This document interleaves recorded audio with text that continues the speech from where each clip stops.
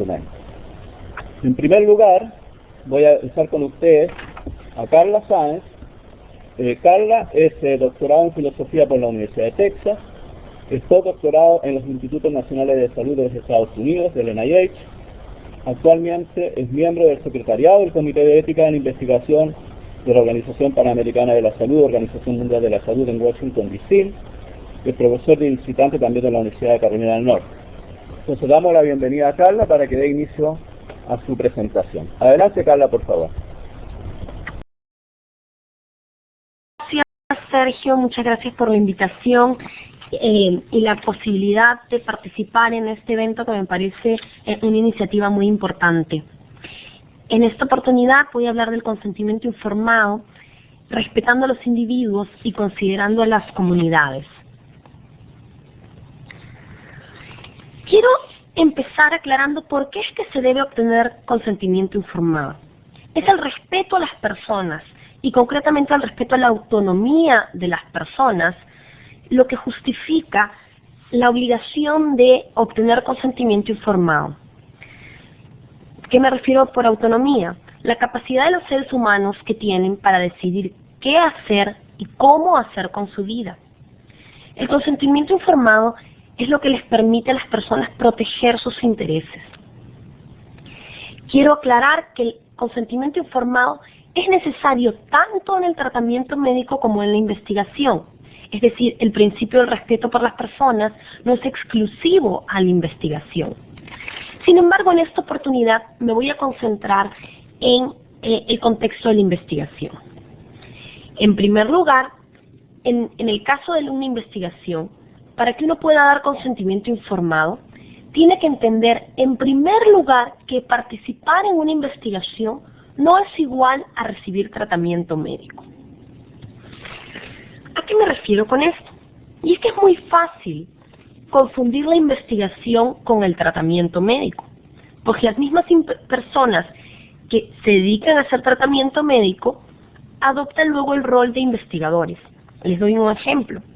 Imagínense, por ejemplo, que una señora llamada Pepita ha visto a un doctor, digamos el doctor Muñoz, por mucho tiempo como su médico. El doctor Muñoz le ha dado a Pepita la terapia, el tratamiento que ella ha requerido como paciente, y en un momento X, el doctor Muñoz solicita a Pepita, le pregunta a Pepita si ella quiere participar en una investigación.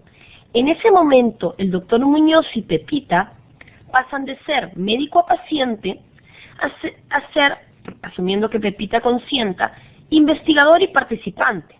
Ya no es, el doctor Muñoz no le da un tratamiento a Pepita, sino que ejecuta un protocolo. Por ejemplo, estudia una droga experimental. Una de las nociones que creo que es clave para entender el consentimiento informado es la noción de la confusión terapéutica.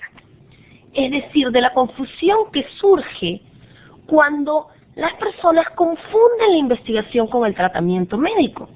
Y más aún los confunden de una manera peculiar. Creen que el objetivo de una investigación es terapéutico, es dar tratamiento médico, es beneficiar al paciente. Sin embargo, el objetivo principal de una investigación es producir conocimiento generalizable. A diferencia del tratamiento médico, la investigación puede no beneficiar al paciente. Puede, por ejemplo, incluso empeorar su situación.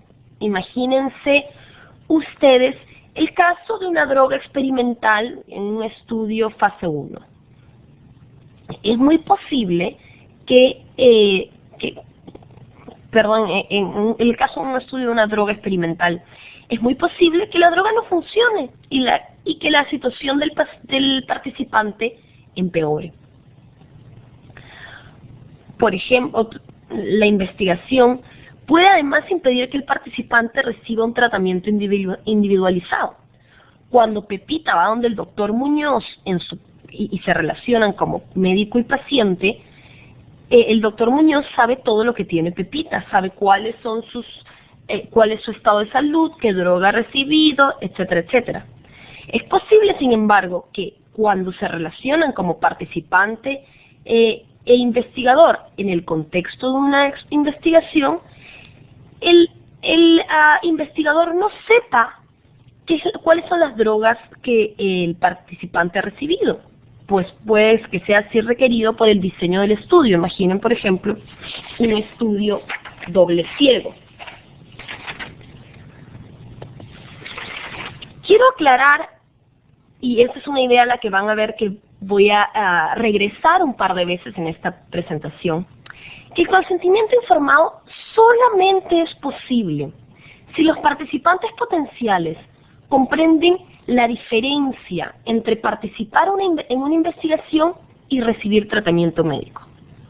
Vale decir, si los participantes potenciales, no han comprendido la diferencia entre participar en una investigación y recibir tratamiento médico, no será posible un consentimiento informado.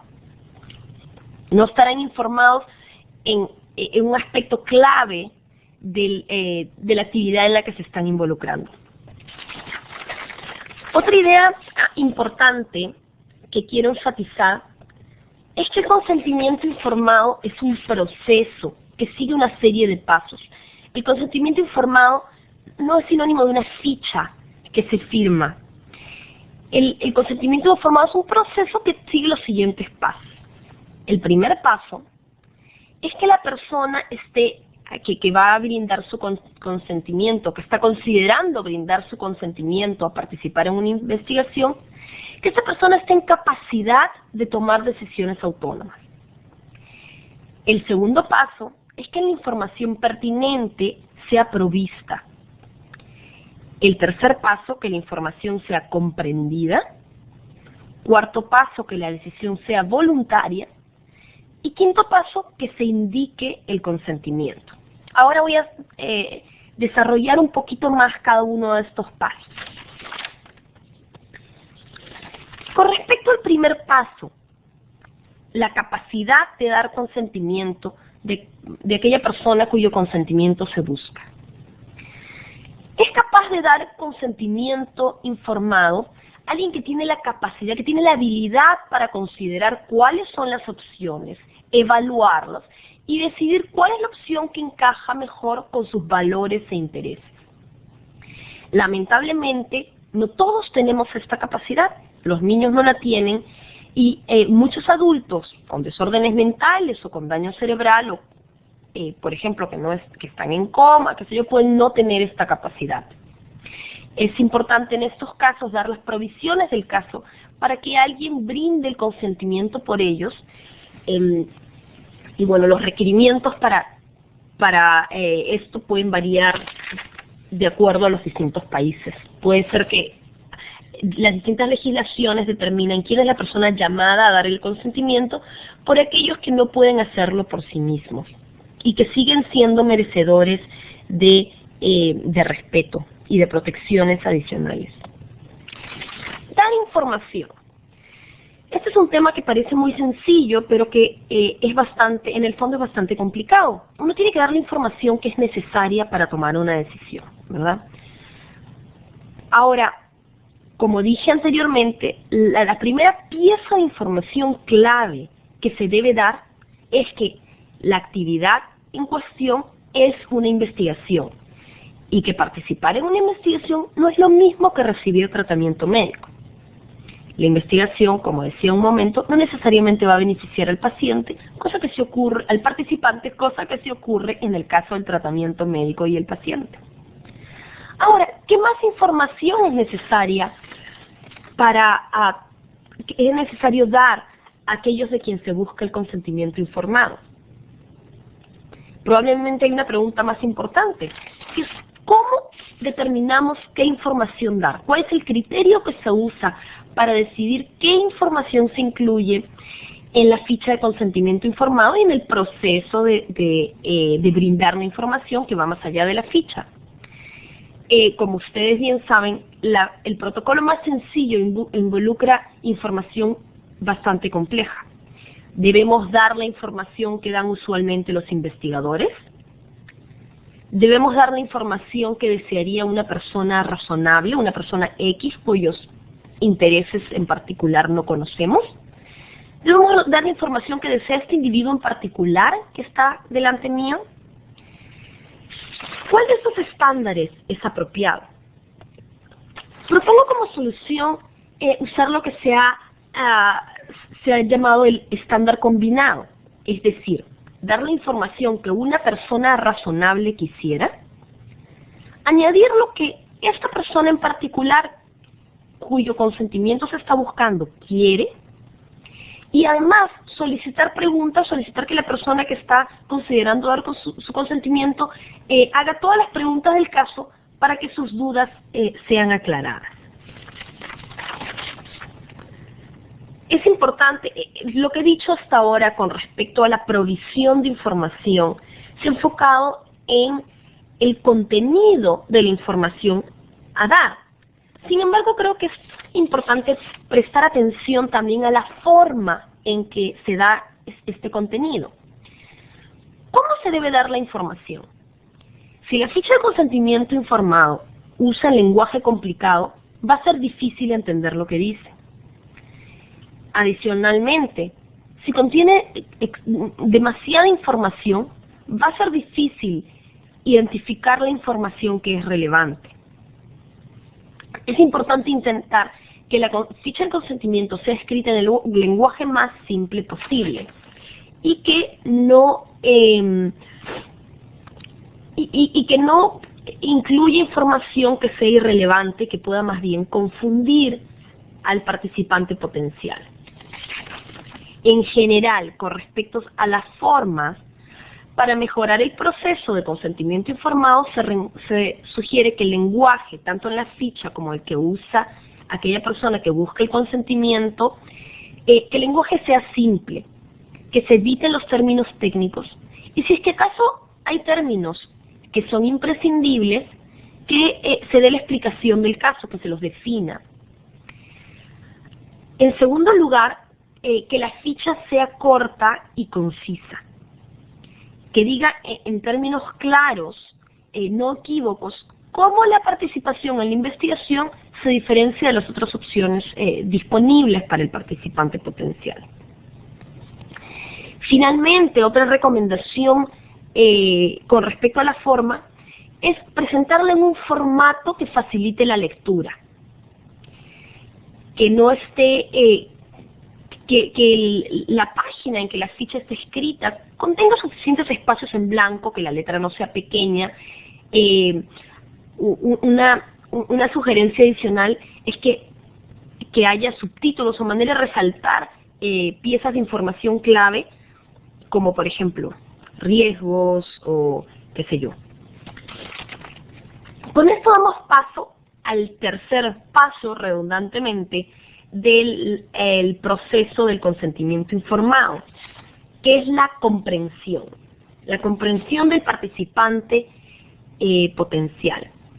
A fin de que uno pueda tomar una decisión informada, uno debe comprender la información relevante. No es necesario que uno comprenda cada detalle del protocolo, pero sí que comprenda la información relevante. Es importante tener presente que comprender algo no es lo mismo que ser capaz de repetirlo. Ahora, dije que es necesario que uno comprenda la información relevante. ¿Cuál es la información relevante? Nuevamente, en primer lugar, como insistí anteriormente, la primera pieza de información que los participantes deben comprender es que la actividad en cuestión es una investigación y que como tal es distinta a recibir tratamiento médico. Esto como primera pieza por comprender. Ahora, ¿qué más deben comprender los participantes? Acá tengo una lista de piezas que deben ser comprendidas. ¿Cuál es el propósito de la investigación? ¿Cuáles son los métodos a ser utilizados? Es una investigación con placebo, hay una selección aleatoria, etcétera, etcétera. ¿Cuáles son los procedimientos que se llevarán a cabo? ¿Qué riesgos tienen estos procedimientos? ¿Cuáles son los beneficios potenciales de participar en la investigación? Quiero hacer una pequeña pausa en este momento e indicar que los riesgos son por naturaleza posibles. Cuando uno dice en riesgo, que tengo el riesgo de tener un accidente de tránsito al cruzar una autopista, pues eso significa que es posible que sufra un accidente de tránsito al cruzar la autopista. Vale decir, no tiene ningún sentido de referirse a los riesgos como riesgos potenciales, porque los riesgos son potenciales por definición. A diferencia de ello, los beneficios, la mayoría de los beneficios de participar en la investigación para el participante son beneficios potenciales. Por ejemplo, imagínense que participo en un estudio en que se está probando la efectividad de una droga para una condición de la que yo sufro. Al yo considerar mi participación, los investigadores le pueden decir, bueno, si es que la droga funciona, el beneficio podría ser X. Por eso es un beneficio potencial, un beneficio posible, no simplemente un beneficio, puesto que estamos haciendo el estudio porque no sabemos si la droga es beneficiosa o no. Con eso debe quedar claro que los beneficios para el individuo de participar en la investigación suelen ser beneficios potenciales. Ciertamente la investigación puede ser beneficiosa, debe ser beneficiosa para la sociedad a fin de que sea ética, pero con respecto al individuo hay que hacer la distinción del caso entre beneficios potenciales y beneficios cuando es que los haya para el individuo en la ficha del consentimiento. Sigo ahora con la lista de aquellas piezas que deben ser comprendidas por los participantes. Muy importante las alternativas disponibles para ellos, en términos de tratamiento, por ejemplo. Lo que la participación en la investigación requiere desde un punto de vista práctico. ¿Cuántas veces, por ejemplo, voy a tener que ir al hospital? ¿Cuántas? Voy a tener que pasar la noche. ¿Y qué es lo que la investigación demanda de mí? Muy importante, el derecho a retirarse sin prejuicio, sin ningún tipo de castigo y sin la necesidad de proveer ninguna justificación. Y finalmente, muy importante también, ¿qué es lo que ocurre si hay lesiones relacionadas en la investigación? ¿Cómo se procede? ¿Quién asume las responsabilidades? Y todos los detalles del caso. Como ven ustedes, este paquete de información que debe ser comprendida por los participantes potenciales no es nada sencillo de transmitir. En particular puede ser difícil de comunicar en casos de las poblaciones en que tengan bajo alfabetismo efectivo, o que no usen el mismo idioma de uno. En estos casos es importante que el equipo de investigadores elabore las traducciones del caso y que, de ser posible, use maneras creativas para transmitir la información.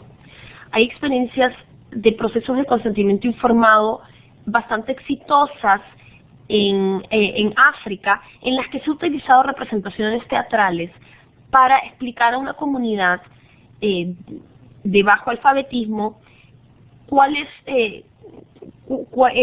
para explicar a esta comunidad cuál es la característica de la investigación y, en fin, toda la lista de piezas de información que explicaba hace un momento. Antes de proseguir con el paso 4, quiero aclarar que la tarea, la responsabilidad de facilitar la comprensión, de hacer la comprensión posible, es una tarea del investigador, no de aquel de quien se busca el consentimiento. Es decir, la tarea, la responsabilidad es de aquellos que están haciendo la ficha de consentimiento informado, aquellos que quieren, que están llevando a cabo el estudio, no de los participantes de resolver esto, o los participantes potenciales de resolver esto por sí mismos. Ahora, el cuarto paso es que la decisión sea efectivamente voluntaria. Una decisión es voluntaria si se toma libremente, es decir, sin coerción. ¿Cuál es un ejemplo de coerción? Un ejemplo de coerción es el siguiente. Pepe, dame tu billetera o te mato. ¿Por qué se trata de una coerción? Porque empeora la situación de Pepe, que sus alternativas son o muerto sin billetera. Nada análogo debe ocurrir en el contexto de un proceso de consentimiento informado. Vale decir, un médico no debe amenazar con dejar de atender a su paciente si es que éste no consiente en participar en una investigación. Adicionalmente, la opción de recibir un tratamiento médico no debe depender del hecho de que uno participe en una investigación. No debe sugerirse al paciente, y como a veces ocurre en las fichas de consentimiento, que su única alternativa para seguir en contacto con alguien que tiene entrenamiento médico es permanecer o enrolarse en una investigación. El quinto paso, con respecto a indicar el consentimiento, suele verse como un paso sencillo. Para que se indique el consentimiento, la persona tiene que dar una prueba de que efectivamente está consintiendo. ¿Cuál es la prueba? La prueba habitual suele ser, la firma, ¿verdad? De hecho, las regulaciones del gobierno federal de los Estados Unidos, que rigen en todas partes, en todas las investigaciones en las que se usan fondos del gobierno de los Estados Unidos, requieren que los participantes firmen las fichas de consentimiento.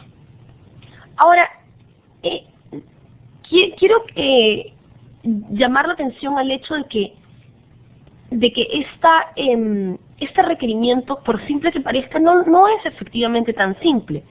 Si ustedes piensan en otras situaciones en que uno firma un documento, al firmar uno se compromete a no retirarse del trato. Por ejemplo, si yo firmo un contrato con un casero diciendo que yo me comprometo a alquilar esta casa, precisamente dar mi firma en el contrato es lo que me impide luego decir, ¿sabe qué, señor? Me cansé, quiero mudarme a otro sitio. Cuando en las situaciones en las que normalmente damos nuestra firma a un documento, que es una especie de acuerdo, dar la firma por lo general implica que uno no se puede salir luego del trato. Y esto no es cierto en el caso de la investigación. Por eso el requerimiento de firmar, debe ser muy claro que si bien uno le pide a las personas que indiquen su consentimiento con una firma, esa firma no tiene, al firmar el documento, ellos no están en una situación similar a otras situaciones en las que ellos firman un documento como por ejemplo un contrato. Adicionalmente, hay prácticas culturales que son que no son receptivas a la práctica de firmar un documento. Por ejemplo, hay comunidades en las que el que se le pida a uno dar una firma es interpretado de una manera bastante negativa, puesto que lo que se está sugiriendo es que la palabra de uno no es suficientemente valiosa. Como digo, las regulaciones del gobierno de Estados Unidos requieren la firma y, sin embargo, otras regulaciones internacionales están más abiertas a alternativas, puesto que están tratando de responder al hecho de que este requisito no es simple. Ahora, cualquiera que sea la forma en que se indique el consentimiento, firma o no firma, es importante que se obtenga una prueba del consentimiento de las personas que aceptan participar. Ahora, con esto, ya que hemos empezado a hablar del tema de las comunidades, quiero dar paso a la segunda parte de mi presentación sobre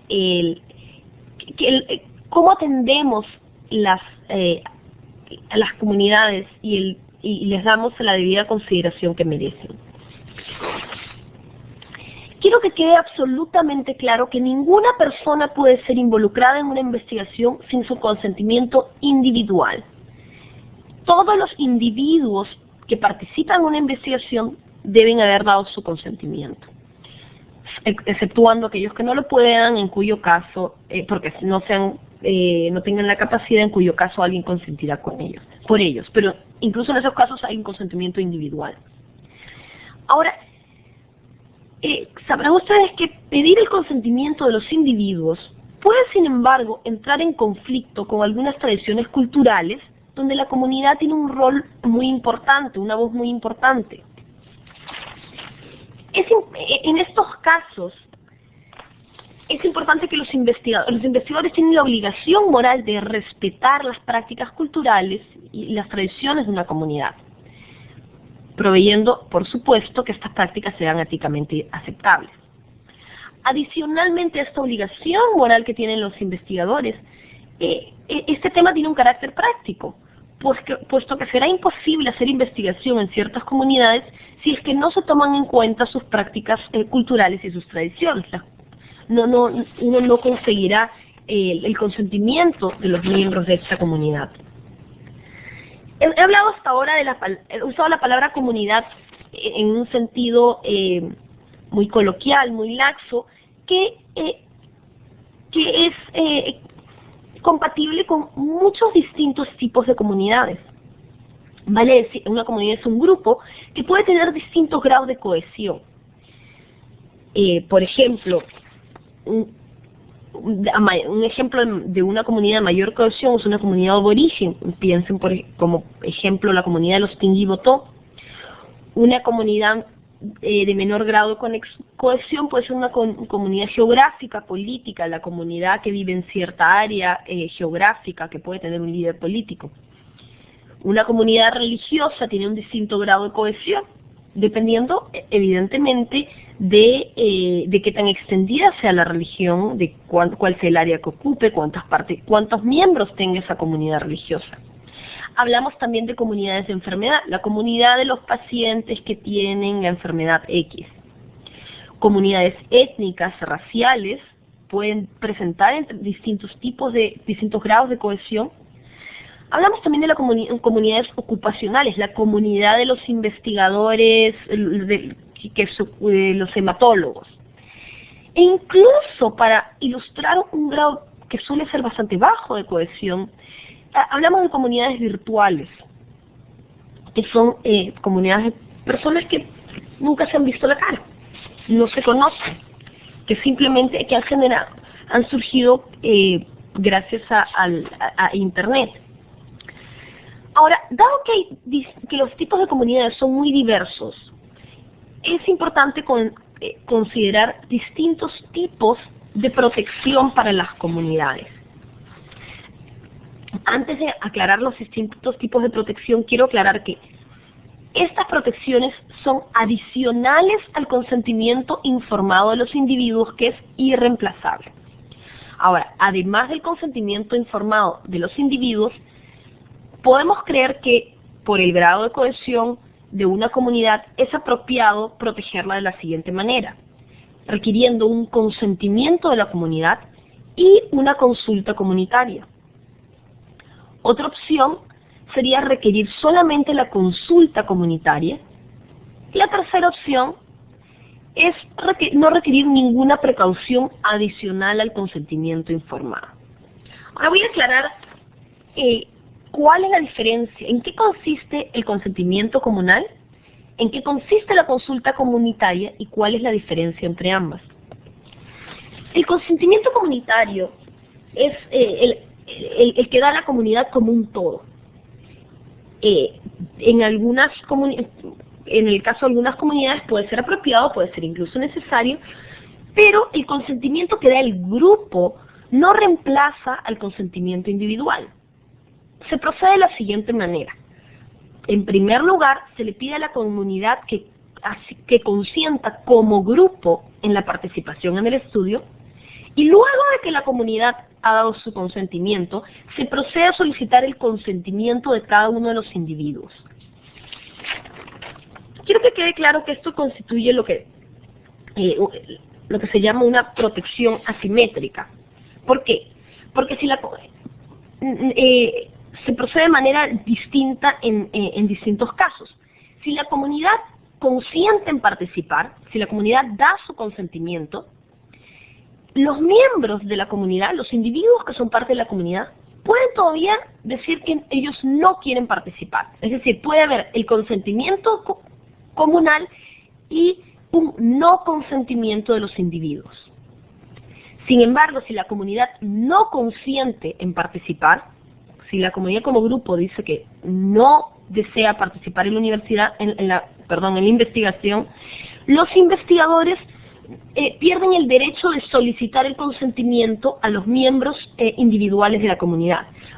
Es decir, que un escenario, que si bien es posible un escenario en que haya consentimiento comunal y no haya consentimiento individual, no es posible un escenario en que haya consentimiento, en que no haya consentimiento comunal y si haya consentimiento individual. Hablamos solamente de los casos en los que el consentimiento comunitario es apropiado y necesario. Se imaginarán ustedes que esta situación puede generar conflictos, puesto que es posible que los intereses comunales e individuales no estén de acuerdo. Por ejemplo, esto es un ejemplo que he visto recientemente con la comunidad Pima, de la comunidad india de indios americanos Pima en la zona de Arizona, donde se realizan muchos estudios sobre diabetes. La comunidad ha retirado su consentimiento, aunque los miembros individuales han expresado que ellos quieren seguir participando en el estudio. Ahora, estos casos de conflicto deben evaluarse uno por uno, porque como ven, el espectro de variaciones entre las comunidades es bastante amplio. Una opción diferente al consentimiento comunitario, que puede ser apropiada en otras comunidades, es la consulta comunitaria. A diferencia del consentimiento comunitario, que es una especie de permiso de la comunidad como todo, la consulta comunitaria puede ser descrita como un diálogo en que se involucra a los representantes de la comunidad en el planeamiento del estudio, se informa sobre el proceso que se llevará a cabo, incluso se les puede involucrar en el uso de los datos. El objetivo es recoger el aporte de la comunidad en el proceso de llevar a cabo una investigación, que incluye el proceso de planear una investigación. Hay interés en la comunidad en este estudio, hay interés, cuáles son las prioridades de la comunidad, qué sé yo. Todo ese diálogo que es muy recomendable llevar a cabo con una comunidad, no necesariamente implica que se esté pidiendo a la comunidad su consentimiento como grupo. La consulta comunitaria, insisto, no implica el consentimiento de la comunidad, implica simplemente un diálogo, una consulta, y en los casos en que solo se pide consulta comunitaria, se consultará solamente a los individuos para que den su consentimiento individual para participar en la investigación. Ahora, insisto en la distinción. El consentimiento comunitario es el permiso, el consentimiento que la comunidad da como grupo. La consulta comunitaria es simplemente un diálogo con la comunidad, no implica ningún tipo de permiso del grupo como un todo. Es importante distinguir estas opciones. La consulta comunitaria suele ser recomendada en muchos casos en los que el consentimiento comunitario no es recomendado. Adicionalmente, tengan presente que es probable que sea lo que suele recomendarse en los casos en que el consentimiento comunitario es apropiado, es que además hay un proceso de consulta. Este diálogo, esta consulta con la comunidad, ayuda a identificar las inquietudes de la comunidad, hace el proceso del consentimiento informado más efectivo. Hay ya un diálogo que sirve de base para la provisión de información, para la transparencia del proceso. Tiende a mejorar el proceso de enrolamiento también y promueve la confianza en los investigadores y una relación colaboradora entre los investigadores y la comunidad. Ahora bien, ¿Cómo decidir qué es lo apropiado? ¿Cómo decidir si uno tiene que optar por una consulta comunitaria? Si uno tiene que optar por una consulta comunitaria seguida de un consentimiento comunitario, o si simplemente uno tiene que limitarse a la salvaguarda tradicional del consentimiento individual. Lamentablemente no hay una solución unitaria, no hay una solución simple que sirva como un algoritmo para determinar qué hacer en todos los casos. Como indiqué inicialmente, es muy importante evaluar la cohesión, el nivel de cohesión de la comunidad, analizar la comunidad particular en la que uno quiere hacer investigación para determinar cuál es la manera apropiada de proceder.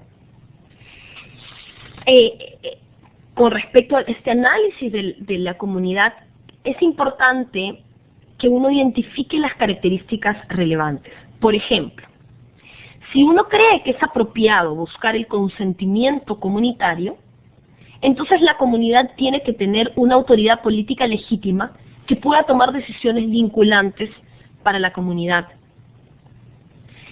Si la comunidad no tiene ninguna autoridad política legítima, pues no habrá que pueda tomar decisiones por el grupo, no será ni siquiera posible pedir un consentimiento comunitario. Adicionalmente, si la comunidad si se va a realizar una consulta comunal, tiene que haber representantes que puedan hablar en nombre de la comunidad. Y eso, como si piensan en alguno de los ejemplos de comunidades que he dado anteriormente, eso no necesariamente va a ser el caso. Por poner el ejemplo más simple, piensen en el caso de algunas comunidades ocupacionales o unas comunidades virtuales. No siempre hay alguien que pueda hablar, que pueda servir de vocero de la comunidad. Y no siempre, la mayoría de personas que sirven de voceros de una comunidad, que hablan por una comunidad, no tienen autoridad política legítima para tomar decisiones vinculantes. Es decir, no es lo mismo tener un vocero que tener una persona que pueda, que tenga la autoridad reconocida en la comunidad para, digamos, votar por uno. Esos son ejemplos de los elementos que tienen que ser considerados. Hay alguna autoridad política legítima, hay un representante de la comunidad, puesto que ni la consulta ni el consentimiento serán posibles de llevar a cabo sin los requisitos del caso. Propongo acá una lista de características relevantes de la comunidad que deben ser consideradas al momento que uno evalúe la decisión de hacer una consulta comunal o hacer pedir un consentimiento comunitario. La cultura, las tradiciones comunes, hay una historia compartida, hay una comprensión de la cultura compartida, hay una cultura común relacionada con la salud. Puede haber una cultura común en una comunidad que se mantenga independiente a temas de salud. Hay una autoridad política legítima, hay individuos o hay un grupo que represente a la comunidad, hay un mecanismo establecido en la comunidad para establecer prioridades en el cuidado de salud, hay una red de comunicación en la comunidad, está la comunidad ubicada, localizada geográficamente en un sitio específico, tienen recursos compartidos, maneja un presupuesto como comunidad. Si los miembros se identifican a sí mismos como miembros de la comunidad.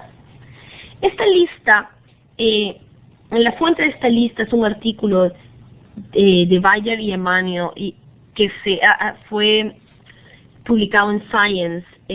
Yo le he alcanzado al doctor Sergio Muñoz el artículo, la referencia, y creo que está incluido dentro de sus materiales.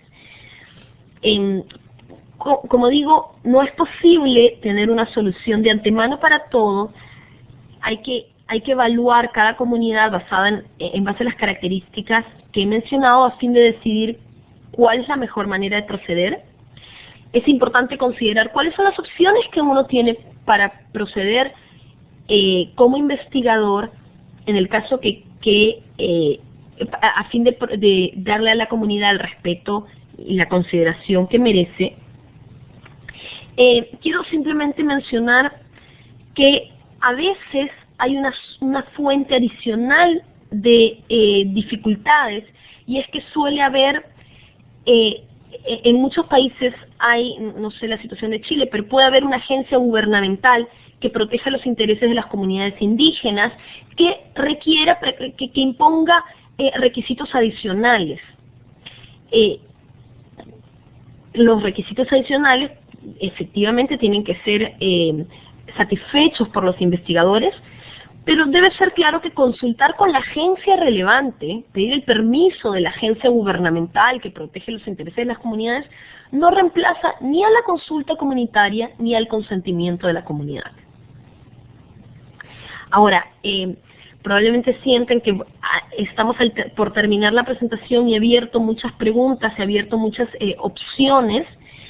Por eso no quería perder la oportunidad de terminar con 4 temas muy prácticos, 4 pautas muy simples que de carácter práctico, que los pueden ayudar a mejorar las fichas de consentimiento informado, además de todo lo que he dicho hasta entonces. Primera pauta: usar las palabras participante e investigador, no paciente y médico, en la ficha, a fin de evitar la confusión terapéutica. Como decía, si lo que estamos tratando es que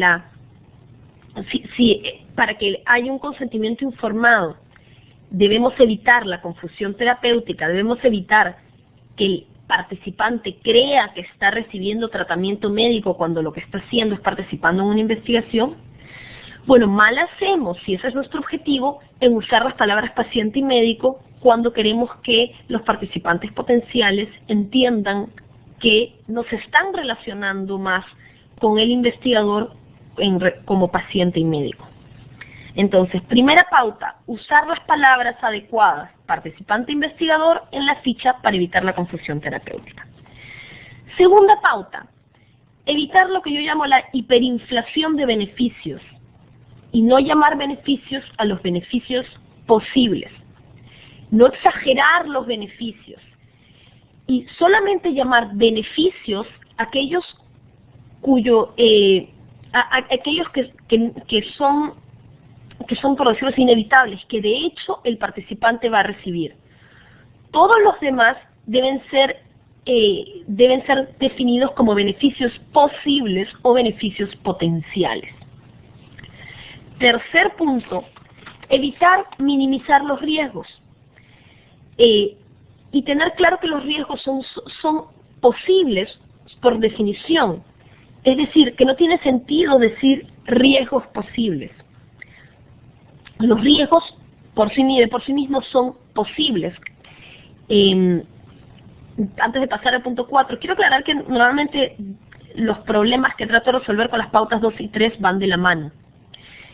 Suele haber una hiperinflación de beneficios y una minimización de los riesgos en muchas fichas de consentimiento. Entonces, evitar la hiperinflación de beneficios, llamarlos beneficios posibles, si es el caso que son beneficios posibles, y no hablar de riesgos posibles, sino simplemente de riesgos, porque los riesgos son posibles por definición. Finalmente, cuarta pauta: no dejar que los adverbios hagan el trabajo de la data. A veces veo fichas que dicen algo por el estilo, dicen: las personas han respondido maravillosamente a la intervención. ¿Qué es maravillosamente? Bueno, que me den, como participante potencial, yo quiero que me den la data, 95% de los casos, bla, bla, bla, bla, bla. No dejar que los adverbios, en este caso maravillosamente, hagan el trabajo que debería ser la data para que las personas que están considerando participar en una investigación puedan tener la información del caso y tener, como decía Sergio Muñoz al iniciar esta sesión, un verdadero consentimiento informado. Con esto quiero terminar mi presentación, abrir la sala a preguntas bueno, no sin antes agradecer la posibilidad de dirigirme a ustedes y participar de este evento que, como decía al inicio, considero una iniciativa brillante de la Universidad de la Frontera.